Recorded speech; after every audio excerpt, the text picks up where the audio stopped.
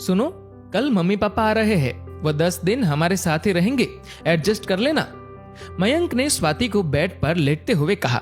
स्वाति जवाब में बोली, कोई बात नहीं, आने दीजिए, अब की बार शिकायत का कोई मौका नहीं मिलेगा। रात काफी हो चुकी थी। स्वाति ने लाइट बंद कर दी और दोनों सो गए। सुबह जब मयंक की आंख खुली तो स्वाति बिस्तर पर नहीं थी। वो इधर उधर देख ही रहा था कि इतनी देर में स्वाति ने गर्मा गर्म चाय की प्याली मयंक के आगे कर दी और कहा, चाय ले लो। मयंक बोला, अरे तुमने आज इतनी जल्दी नहा लिया? हाँ, तुमने रात को बताया था कि आज मम्मी पापा आने वाले हैं, तो सोचा घर की थोड़ी साफ सफाई कर लूं। स्वाति ने चाय की चुस्की लेते हुए कहा, वैसे किस वक्त आ जाएंगे मम्मी पापा? मयंक बोला, दोपहर वाली गाड़ी से पहुंचेंगे, 4 तो बज ही जाएंगे। स्वाति, देखना कहीं पिछली बार की तरह। मयंक बात पूरी करता उससे पहले ही स्वाति बोली, नहीं नहीं, पिछली बार जैसा कुछ भी नहीं होगा, और उठकर रसोई की तरफ बढ़ गई। मयंक भी नहाने के लिए बाथरूम की तरफ बढ़ गया। नाश्ता करने के बाद मयंक ने स्वाति से पूछा, तुम तैयार नहीं हुई? क्या बात, आज स्कूल की छुट्टी है? नहीं, आज तुम निकलो, मैं ऑटो से पहुंच जाऊंगी, थोड़ा लेट निकलूंगी। स्वाति ने लंच बॉक्स थमाते हुए मयंक को कहा। बाय बाय कहकर मयंक बाइक से ऑफिस के लिए निकल गया और स्वाति घर के काम में लग गई।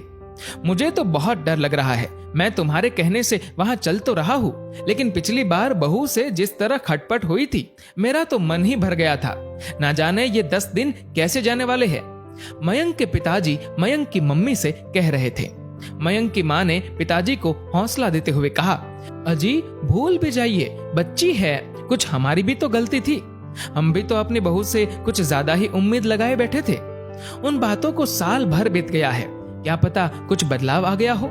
इंसान हर पल कुछ नया सीखता है, क्या पता कौन सी ठोकर किसको क्या सिखा दे। मयंक की मां ये कहकर चुप हो गई और बीते पल याद करने लगी।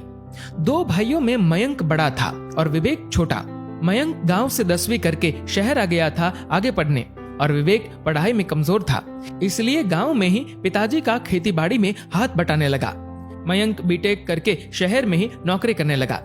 स्वाति से कोचिंग सेंटर में ही मयंक की जान पहचान हुई थी।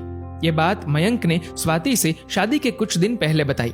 पिताजी कितने दिन तक नहीं माने थे इस रिश्ते के लिए, वो तो मैंने ही समझा बुझाकर रिश्ते के लिए मनाया था, वरना ये तो अपने दोस्त की बेटी अंजलि से ही मयंक का रिश्ता करने की जिद लगाए बैठे थे। स्वाति के घर वाले शादी के लिए गांव आए थे। 2 साल होने को आए उस दिन को भी। शादी के बाद दोनों शहर में ही रहने लगे।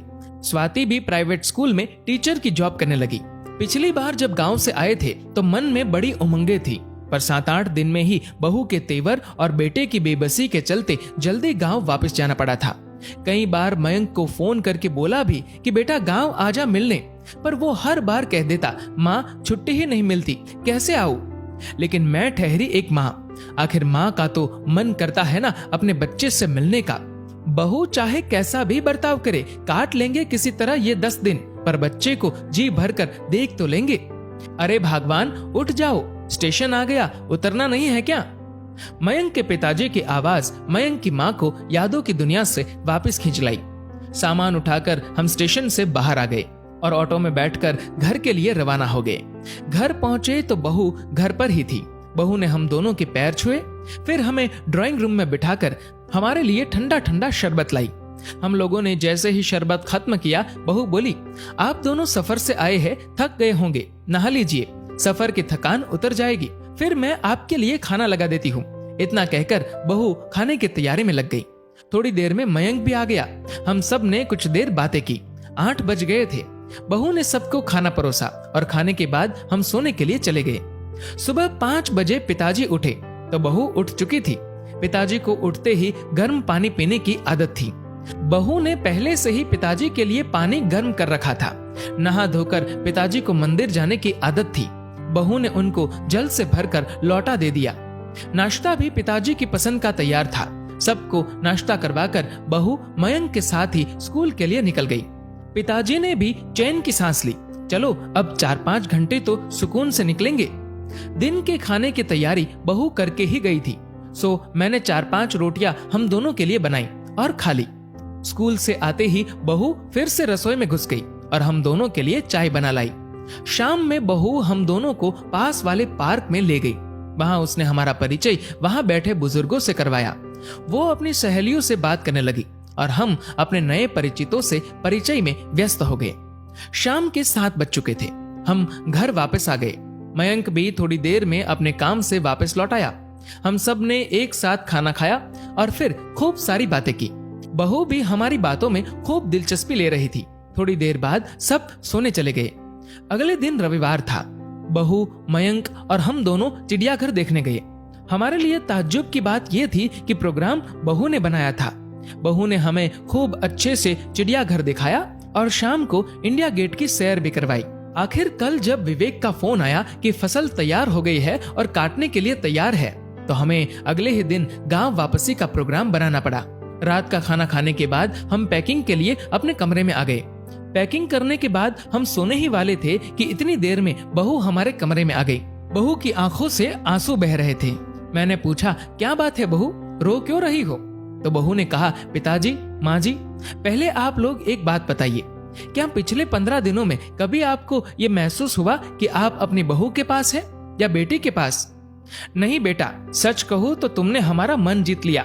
हमें किसी भी पल ये नहीं लगा कि हम अपनी बहू के पास रह रहे हैं। तुमने हमारा बहुत ख्याल रखा।